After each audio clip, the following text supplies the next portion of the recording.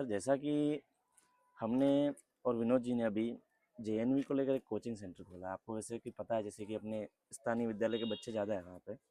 Sir यहाँ पे मैं देखता हूँ कि जेएनवी को लेकर इतने लोग एक्टिव नहीं है। तो क्या है इसमें हम जो बिजनेस मॉड्यूल के अनुसार सोच रहे हैं जैसे कि कोचिंग के एक तो स्कूल के आधार भी पेमेंट मतलब हमको मिल रहा है, उससे भी हम संतुष्ट है लगभग। और फिर भी गृह गृहस्थी को अपने घर पे परिवार को देखते हुए हमें क्या कि इनकम का स्रोत थोड़ा ज़्यादा चाहिए।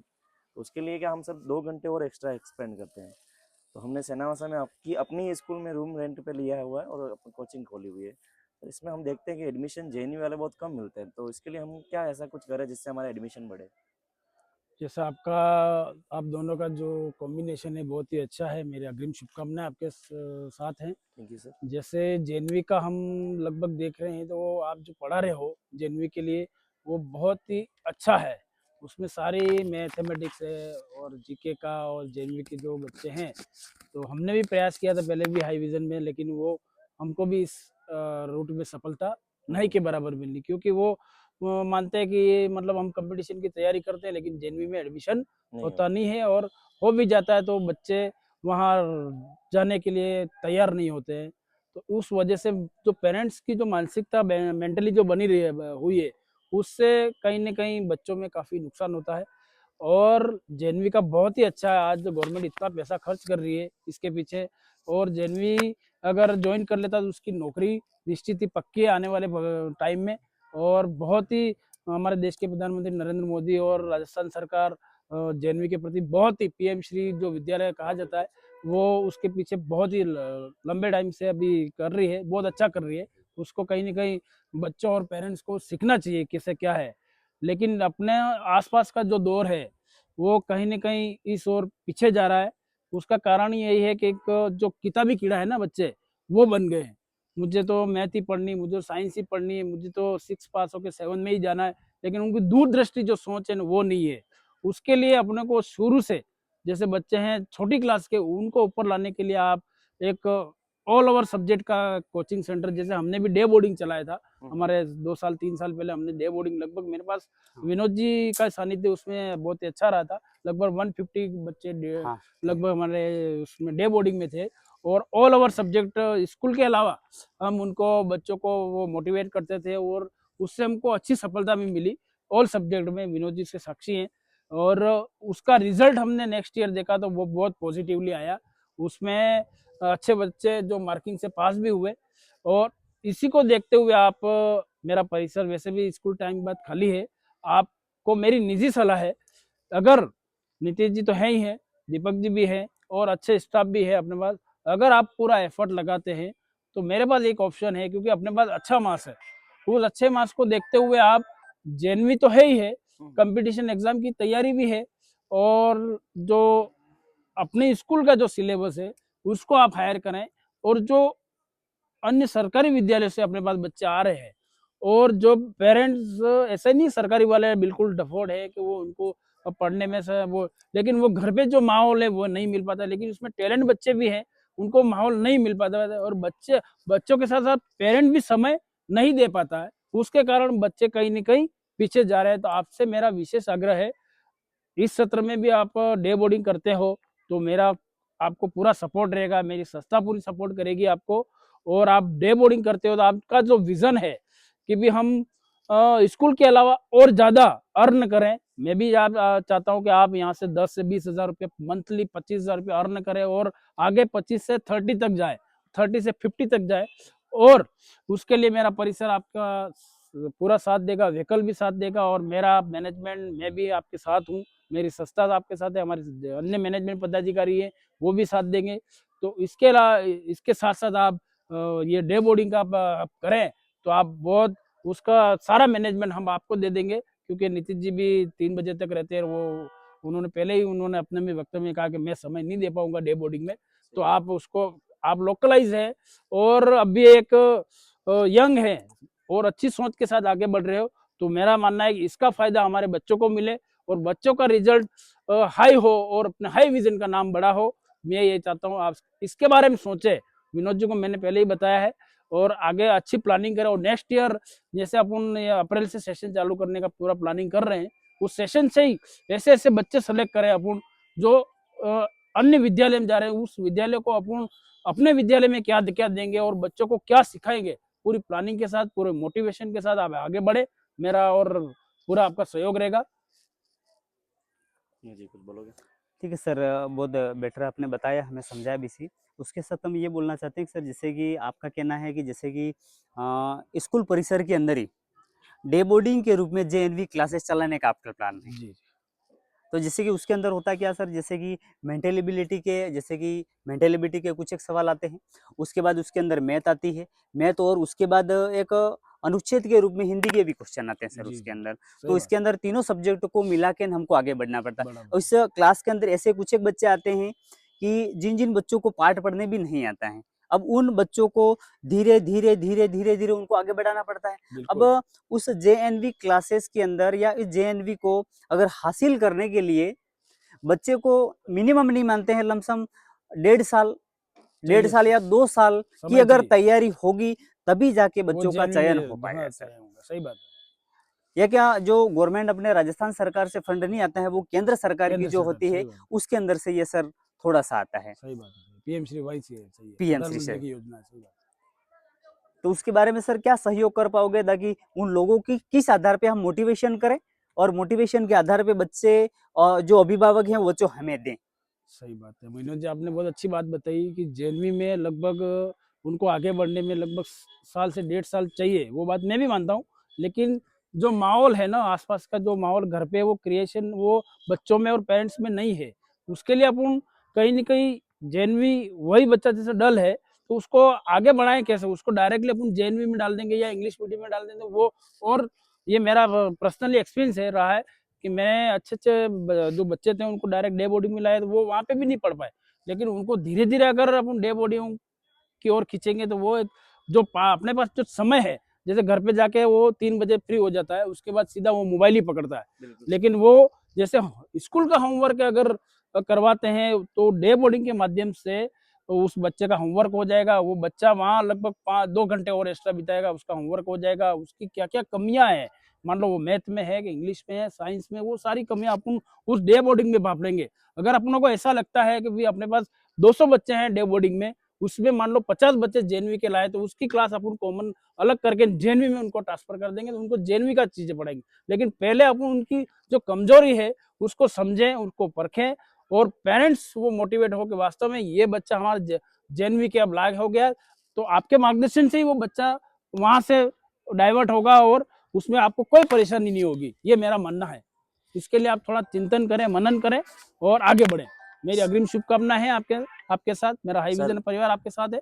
एक और क्वेश्चन है, जैसे कि मैं यूँ कह रहा हूँ कि टाइप का मामला है ये, तो इसमें सर क्या है, जैसे कि अगर आप, जैसे हमने अभी स्टार्टअप किया है, बच्चे निकाल भी सकते हैं, मतलब हमारे अनुसार 4-5 बच्चे निकलेंगे। अगर हम टाइप करते हैं, देखिए उससे क्या फ़र्क पड़ता है कि आने वाले सत्र में आपको 5वीं और चौथी क्लास के एडमिशन ज़्यादा मिलेंगे, जिससे क्या बच्चे बच्चे मतलब पेरेंट्स ये चाहते हैं कि ऐसा स्कूल होना चाहिए जिसमें जेएनवी का भी प्रिपेयर हो सके। ठीक है सर, तो उसमें क्या देखो, फीस रेंज जो आपकी अपने 5th क्लास की होती है वो अलग हो, कोई दिक्कत नहीं, परंतु सिलेबस के अकॉर्डिंग ये अलग से पे करने के लिए पेरेंट्स भी हिचकता, मतलब निसंकोच भाव से वो देता है। तो हमने ऐसा सर भारद्वाज से पैटर्न देखा है हमने, और भारद्वाज में भी सर मैंने 1 साल प्रिपेयर करवाया और दो एडमिशन मैंने मतलब दिलवाए। ठीक है सर, तो मैंने देखा वहाँ पे भी यही बिजनेस मॉड्यूल है सर, उसमें मेरे को ये भी लगता है कि सस्ता का इसमें प्रॉफिट भी है, तो उसके लिए आप सोचो, हमें तो कुछ नहीं चाहिए, हमको सिर्फ एक स्मार्ट बोर्ड प्रोवाइड दो, तो हम आपकी स्कूल के लिए बेस्ट करने के लिए तत्पर रहेंगे। नहीं ठीक है, आपका सुझाव अच्छा है। स्मार्ट बोर्ड के लिए विनोद जी ने बताया था और हमारे नीतीश जी ने भी बताया था कि अपने को वर्तमान समय को देखते हुए कुछ डिजिटाइज करना चाहिए, तो हमने उसके लिए प्लानिंग भी की है। जैसे हमारा बजट प्रोवाइड हो जाता है तो हम ये डिजिटल पैनल लगाने के लिए अग्रसर हैं, और जल्द ही आने वाले सत्र या इस सत्र के एंडिंग में ही हम ये डिजिटलाइजेशन करने का पूरा प्रयास करेंगे। 2-3 जो हमारी मुख्य क्लासें हैं उसमें डिजिटलाइजेशन करने का पूरा प्रयास रहेगा। हमारे संस्था प्रधान है नीतीश जी, उनसे भी थोड़ा बिल्कुल, बहुत अच्छी बात सर, आपने मोटिवेशन के रूप में हमें अग्रसर किया। मैं धन्यवाद। हमारे संस्था के संस्था प्रधान महोदय से भी निवेदन करता हूं कि हमें किस आधार पे बच्चों को मोटिवेशन करके ज़्यादा से ज़्यादा एडमिशन ले पाएँ, और थोड़ा सा सर।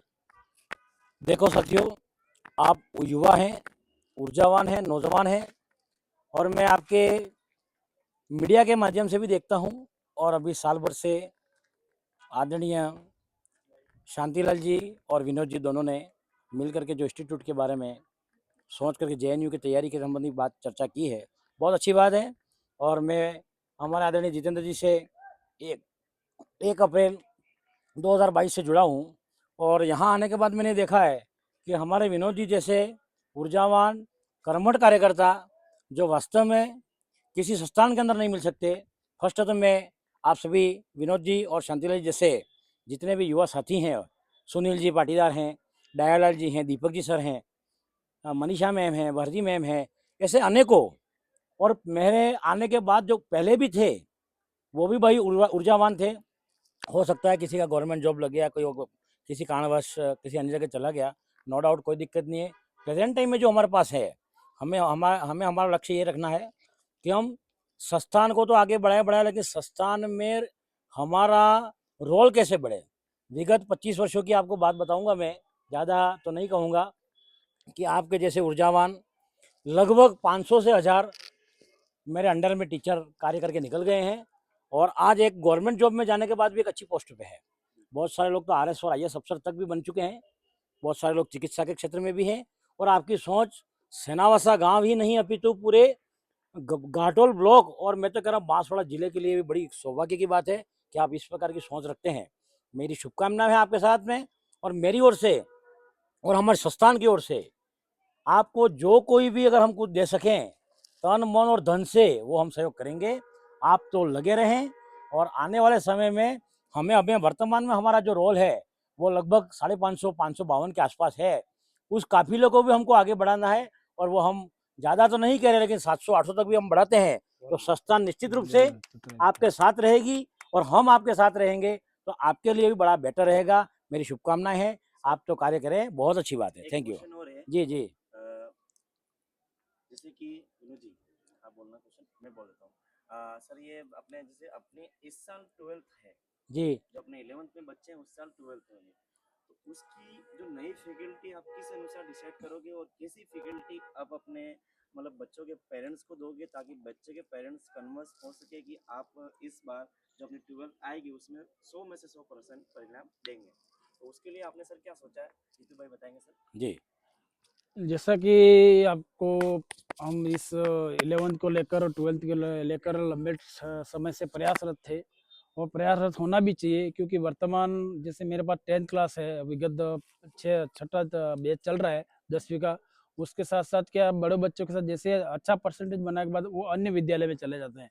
अन्य विद्यालयों के साथ हमारा नुकसान ये होता है कि छोटे बच्चे भी उनके साथ डाइवर्ट हो जाते हैं, तो हमको दो तरफ नुकसान होता है। वो बच्चा हमें हमारे लंबे समय से पढ़ा और अच्छा परसेंटेज बनाया, लेकिन वही 11-12 में हाई परसेंटेज बनाकर वो विद्यालय का नाम रोशन करता है। तो हमें कहीं ना कहीं बच्चों को तो शुभकामनाएं है ही है, लेकिन हमारा कहीं ना कहीं वो विद्यालय नुकसान उठाता है। इसी को देखते हुए मैंने और हमारा मैनेजमेंट ने तय किया था कि भी इस साल हम 11 चलाएंगे। 11 इस साल हमने कम बच्चों में, लेकिन 11 बच्चे भी हमारे लिए अच्छे हैं और बहुत टैलेंट सर बच्चे। इसमें जैसे कि आपके 11-12 के अंदर जैसे कि आप लाए वहाँ से मान्यता, तो मान्यता ऐसी कौन-कौन से संकाय हैं ताकि उसके अंदर बच्चे हर क्षेत्र के अंदर आगे बढ़ सकें और कौन-कौन से संकाय आपने प्रोवाइड किए हैं?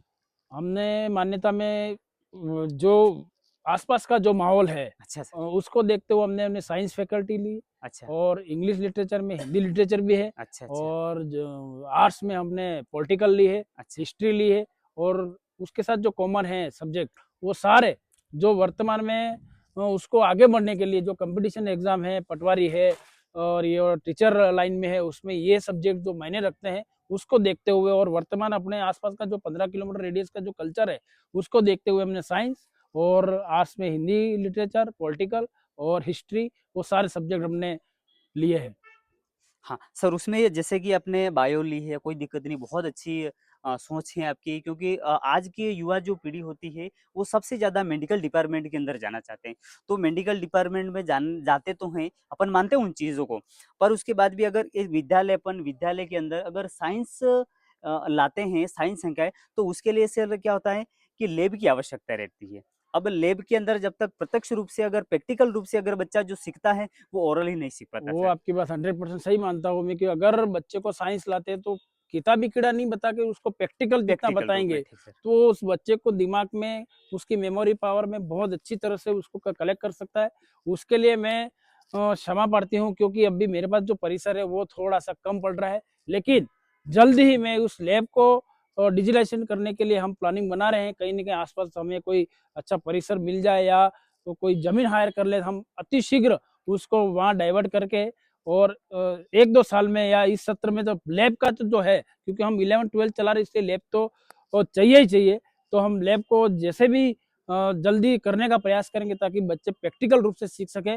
उसके लिए मैं अगर हमारा नीतीश जी का अच्छा सहयोग रहा, आपका अच्छा मार्गदर्शन रहा तो मैं 1-2 कमरे और भी प्रोवाइड कराने के लिए प्रयासरत हूँ और जल्दी नए सत्र में लैब अच्छी तरह से बने और ये मैं पूरी प्लानिंग के साथ चल रहा हूँ मेरे। देखो जैसे कि सर बहुत बढ़िया है आपका, मतलब मोटिवेशन भी अच्छा है, मार्गदर्शन भी अच्छा है और संस्था के प्रति आप समर्पित हैं और आपकी अच्छी सोच है उसके अंदर। जैसे कि अगर एक 11-12 अपन क्लासे ला रहे हैं, उसके अंदर एक तो स्टैंड की आवश्यक लेक्चर स्टैंड की विशेष आवश्यकता रहती है सर, क्योंकि एक लेक्चरर कोई टीचर पढ़ाता है तो उसको लेक्चर की बहुत आवश्यकता रहती है। और उसके बाद डिजिटल बोर्ड के अंदर क्या होता है, जैसे कि एक अपना जैसे कि मानचित्र है, मानचित्र को अगर किसी को समझाना है कि जैसे कि हृदय समझाना है या वक्र समझाना है तो एक वो चित्र होता है, वो पिक्चर होती है, एक बोर्ड स्मार्ट बोर्ड के अंदर अगर रख देते हैं तो वो आसानी से उन बच्चों को समझ में आता है सर। स्मार्ट बोर्ड की आवश्यकता रहती है उसके अंदर। बिल्कुल, बिल्कुल, आपकी दोनों बातों से मैं सहमत हूँ। जब हमारे दिवाली वेकेशन पे हमारी मीटिंग हुई थी मैनेजमेंट की, उसमें ये जो पॉइंट जो आप बता रहे हैं वो मुख्य रूप से हमारे मैनेजमेंट हरीश जी साहब, भाई साहब अध्यक्ष ने रखी थी, तो उसको एक्सेप्ट भी किया था कि भी उसको बनवाया जाए। लेक्चर स्टैंड के लिए वास्तव में अगर सिटिंग करके टीचर पढ़ाता है तो कहीं न कहीं बच्चों में समझने में भी दिक्कत आती है, उनको भी दिक्कत आती है। तो लेक्चर स्टैंड तो मेरे लिए कोई बड़ी बात नहीं है। मैं इसी सत्र में उसको प्रोवाइड करा दूँगा, ये पूरे हमारे 101% कोशिश है। और डिजिटाइजेशन के लिए थोड़ा फाइनेंशियल अगर हमारा जो ओल्ड पैसा फंसा हुआ है पेरेंट्सों के बीच में, अगर वो इस साल, क्योंकि इस साल फसल कट नहीं वजह से हम कहीं न कहीं उसमें पीछे रह गए, उसको कलेक्शन नहीं कर पाए। लेकिन जैसे भी वो कलेक्शन हमारे बीच में आ जाता है तो वो पहली प्रायोरिटी मेरी वही रहेगी। तो हम 2 बोर्ड जो हैं डिजिटाइजेशन के लिए हम पैनल जो है वो लाने का मैं पूरा सहयोग करूँगा और करता रहा। आगे भी ये मेरी सोच है कि ये डिजिटल हो। मुख्य जो क्लास है 11, 12 और 10 उन तीनों में तो मैं प्रयासरत को मतलब इसको डिजिटलाइजेशन करूंगा इस सत्र में ही, अगर मेरे पास फाइनेंशियल प्रॉब्लम नहीं रही तो। देखो सर बहुत बढ़िया बताया आपने, जैसे कि साइंस के बारे में भी और आर्ट्स के बारे में, जैसे कि आर्ट्स संकाय के अंदर आप सब्जेक्ट लाएं, जैसे कि हिंदी साहित्य है, उसके बाद एक ज्योग्राफी लाए आप। बहुत बढ़िया, ज्योग्राफी ऐसा एक सब्जेक्ट है ताकि इस प्रदूषण के बारे में या इस अर्थ के बारे में, पृथ्वी के बारे में सारी जानकारी उसके अंदर आ जाती है। और एक पॉलिटिकल भी बहुत अच्छा सब्जेक्ट है आपका और उसके बाद हिस्ट्री भी बहुत अच्छा सब्जेक्ट है। अब उसमें क्या होता है सर, जैसे कि हिस्ट्री है, ज्योग्राफी है, पॉलिटिकल है और हिंदी है, ऐसे सब्जेक्ट जो कंपटीशन एग्जाम जो होते हैं, जैसे कि 12th के बाद बच्चा सोचता है कि मैं डीएलएड कर लूँ, एसटीसी कर लूँ, एसटीसी करने के बाद अगर मेरा 2 साल का कोर्स हो जाता है तो उसके बाद में सर रीट का, अगर रीट की तैयारी करूँ तो बच्चा चाहता है कि मैं कम एज के अंदर नौकरी लग जाऊँ। तो जैसे कि ज्योग्राफी जैसा सब्जेक्ट होता है तो बच्चों को उसके अंदर सर होता है कि अगर ऐसा प्रैक्टिकल सब्जेक्ट मिल जाता है मुझे तो प्रैक्टिकल के अंदर थोड़े से ज़्यादा मार्क्स आ जाते हैं और बच्चा अच्छा मुकाम तक पहुंच जाता है उसके अंदर। तो उस संकाय के बारे में आप क्या कहना चाहेंगे सर? उसके लिए भी जैसे आप बता रहे हो कि प्रैक्टिकल सब्जेक्ट के लिए भी मान लो ज्योग्राफी में कोई भी ऐसे उपकरण की आवश्यकता होगी तो मैं वो भी प्रोवाइड कराने के लिए तैयार हूँ। क्योंकि जितना प्रैक्टिकल अगर बच्चा सीखा है ज्योग्राफी में, तो ज्योग्राफी वास्तव में उसमें जैसे मैं भी पढ़ा हूँ तो उसमें प्रैक्टिकल वर्क होता है तो उससे बच्चों को ज़्यादा समझने में दिक्कत नहीं होती है। तो भूगोल के लिए भी मैं जैसे भी आप मार्गदर्शन करेंगे तो उसके लिए भी मैं प्रयासरत हूँ। सर आप उसके बारे में थोड़ा सा क्या कहना चाहेंगे? हमारे संस्था के संस्थापक महोदय श्रीमान नीतीश जी कौशिक भी उसके बारे बहुत में बढ़िया थोड़ा सा है। बताएंगे। प्रैक्टिकल सब्जेक्ट जो होता है वो रियल में बच्चों के प्रोग्रेसिव के लिए बहुत ही शानदार रहता है, बच्चों को उत्साह रहता है और वो निश्चित तौर पर उनकी जो अपेक्षाएं हैं उसके ऊपर वो खरे उतरते हैं। और साथ ही साथ मैंने आपको पहले ही बताया है कि हमारा जो मैनेजमेंट है जब जब भी मेरे साथ उनकी डीलिंग हुई, चर्चा हुई, उन्होंने यही कहा कि नीतीश जी, कोई भी कार्य करने के लिए सर्वप्रथम क्या होता है, अर्थ बिना सव्यर्थ। और अभी तक तो क्या था कि सारे कार्यभार प्रिंसिपल स्वयं संभाल रहे थे, लेकिन मुझे इस बात का गर्व हुआ कि इस बार मैनेजमेंट ने भी अच्छा निर्णय लिया। मैं इनसे 2 साल से चर्चा कर रहा था कि सर सभी डिपार्टमेंट अलग अलग हो जाएं, एक पर्सन एजुकेशन को देखे, एक person parents motivation plus student motivation, और एक पर्सन जो है वो केस का जो अलग से देखेंगे, तो निश्चित रूप से हम अगर आगे बढ़ेंगे, तरक्की करेंगे। और इस बार मैंने मैनेजमेंट पदाधिकारी आदरणीय जितेंद्र जी से काफ़ी सलाह मशवरा किया, और उसके बाद उन्होंने भी मेरे साथ चर्चा की। प्रदीप जी सर भी आए थे, हरिजी सर से बात हुई। उन्होंने कहा कि आपके पास नीतीश जी एक ऐसा व्यक्तित्व है जो युवा युवा सोच रखता है और है युवा, और वो दिन रात संस्था के लिए मेहनत करने की बात करता है। और उसने मेरे से पहले, यानी कि मेरे से पूर्व जो मैनेजमेंट था, उनके साथ भी शैक्षणिक के साथ साथ केश का काम भी किया है। आपने कोचिंग क्लासेस भी चलाई है और उसमें खरे उतरे हो। क्योंकि मैं भी, जब आपको बता दूं, नया नया आया उस समय संस्थान का रोल जो भी था, कोरोना काल भी आया, उस समय परिस्थितियाँ कुछ अन्य बनी थी, लेकिन आज 550 के मुकाम पर पहुंचा हूं। तो मेरी रीढ़ की हड्डी की तरह काम किया है तो विनोद जी सर आपने किया है। और मुझे यह विश्वास है कि विनोद सर, आपको जो बड़ी जिम्मेदारी दी है केस की, उसमें ओल्ड फीस और न्यू फीस, आप, मुझे विश्वास है कि ज़्यादा तो नहीं कह रहा हूँ, लेकिन 99% आप कवर करके दिखाएंगे और हमारे मैनेजमेंट को मजबूत करेंगे। और हमारा मैनेजमेंट आश्वस्त करता है, और उनकी ओर से मैं आपको आश्वस्त करता हूँ कि आपको जितने भी उपकरण चाहिए, जितने भी फैसिलिटीज चाहिए, प्रयोगशाला हो, चाहे ज्योग्राफी संबंधी जो भी कार्य करने हो, निश्चित रूप से हम आपको सफलता दिलाएंगे, खरे उतरेंगे, इसी आशा के साथ। और एक बार पुनश्च मैं आप सभी को शुभकामना देता हूं कि मैं अपने आप को सौभाग्यशाली मानता हूं कि यहाँ सेनावासा आने के बाद ऐसे ऊर्जावान व्यक्ति तो मेरे बीच में आए हैं, जो रियल में, जहाँ पहले कार्य करता था वहाँ मैं तैयार करता था व्यक्तियों को, लेकिन यहाँ पर आपको भले ही तैयार किया गया, आपको मोटिवेशन जरूर दे रहे हैं, लेकिन आप स्वयं पहले से अग्रेसिव हैं, आप तैयार हैं कि नहीं सर मैं क्या कर सकता हूँ, आप मुझे बताइए। और मैं जब जब भी आपको मार्गदर्शन देता हूँ, निश्चित रूप से आपने मेरे को एक पिता की तरह माना है और मैंने आपको बेटे की तरह माना है, और आप लोग निश्चित रूप से संस्था को अपनी माँ मानते हैं। तो उसी जिम्मेदारी के साथ आप कार्य भी कर रहे हैं, मुझे बड़ी खुशी है और मैं आपके साथ हूँ। शुभकामनाएं आपको। बहुत ही शानदार। जैसे कि हमारे हरिओम मानव संस्थान के सचिव महोदय आदरणीय जितेंद्र जी सर और हाई विजन एकेडमी माध्यमिक विद्यालय सेनावसा के संस्था प्रधान महोदय श्रीमान नीतीश जी कौशिक ने हमारे इस JNV क्लासेस के बारे में सारी संपूर्ण जानकारी दी। और जैसे कि विद्यालय के अंदर शैक्षिक के साथ साथ शैक्षिक गतिविधियों को कैसे आगे बढ़ाए, और हमारे स्कूल का नाम ही हाई विजन है, तो उसको हाई की ओर यानी ऊंचाई की ओर कैसे ले जाना रहा, वो पूरी संपूर्ण जानकारी सर आपने बताई हमें। एक ग्रामीण अंचल के अंदर इस नर्सरी से लगाकर 12th तक किसी विद्यालय को चलाना कोई ऐसे मामूली बात नहीं होती है, पर ढाणी ढाणी, गांव गांव के अंदर, मोहल्ले मोहल्ले के अंदर, हर किसी गांव के अंदर जाके पूछें कि जितेंद्र जी सर, उनका नाम बिल्कुल। और उसके बाद सर 2022 से उस विद्यालय के अंदर आए हैं, हाई विजन एकेडमी के अंदर। और जैसे कि वहाँ कुआनिया अपन मानते हैं कि बहुत बड़ा गांव है सर, उसके अंदर बहुत बड़ा गांव है, 12 पाड़े हैं, 12 पाड़ों के अंदर भी अगर आपका नाम लिया जाता है नीतीश जी कौशिक, तो एक एक पेरेंट्स जानता है। जैसे कि वहाँ से दौलत सिंह का गढ़ा आया, पड़ोली राठौड़, पड़ोली गोवर्धन, शंकरपुरा, ढूंढापाड़ा, सेनावासा है, उदपुरा, शाहपुरा, शंकरपुरा से लगाकर तेजपुर, पानी वाला गड़ा, प्रत्येक गांव के अंदर, और एक बांसवाड़ा और घाटोल के मध्य में एक सेनावसा के अंदर हाई विजन एकेडमी एक परिवार है। उस परिवार को अग्रसर वह परिवार मिलके वसुदेव कुटुंबकम यूनियनिस्ट स्ट्रेंथ संगठन के अंदर ही शक्ति होती है। तो सारे संगठन मिलके अगर एक विद्यालय को आगे बढ़ाने का कार्य करेंगे तो बहुत ही बेहतर आपका विद्यालय अग्रसर बढ़ेगा। Thank you sir. बहुत बहुत धन्यवाद। बहुत बढ़िया, मजा आ गया।